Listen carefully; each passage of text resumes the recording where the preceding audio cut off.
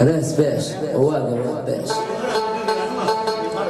Anım için, zil.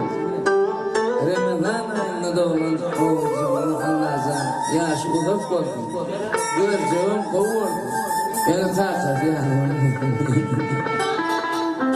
Yani Allah'tan güzel insan mısın? Arkadan köp olsun.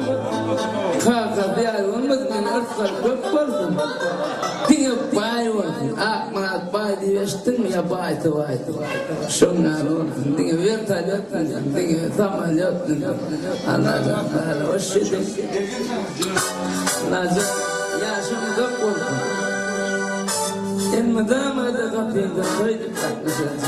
Kuvançlarım ağlan. Hemen. Kuvançlar kim bilen ne görüyor? Kim? Ana bir hacı var bir yeni yer Allah yaptı.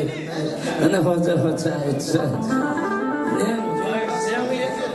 Yok bir hiç. Hoca. Yaşamlık var, canımda var. Şun bana dinçer lezzet ediyor. Berekelen olsun. Arduan oldu oncu. Hadi ben Allah'ın bir de boş ver Allah'ın. Ömrü odakmadan koç yumruk geçtim. İyi bunu derdine yarayan orkestrem Allah'ın. Yürüdük bir tane onu yap. Hadi ben Allah'ın uzak yaş verdim. Oncu. Getirdim bitti o. Nereye uğraştın?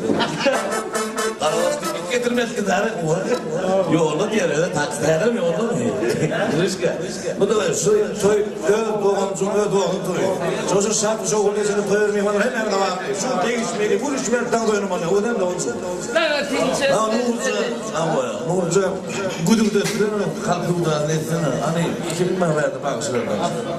Arsan zanna ay tuğla oral yerine Ahmet sama ay tuğla gitarist olur mu arada? Ama devlet sana ne oldu bir daha? Doğru bir Fuadi mi diye de Fuadi ya. Ama Karabaş'a getirmedi o. Oğuzhan getirdin mi? Bana de Oğuzhan Karabaş'a getirdi. Bugün Allah'tan ne bunu ne boş çıkıyorsun. Her in boşları bir dansa. Tanrı başına boş. Tamam Hasan. Şunun sana dinçer diye dedi. Çarpın. Çarpın. Tamam.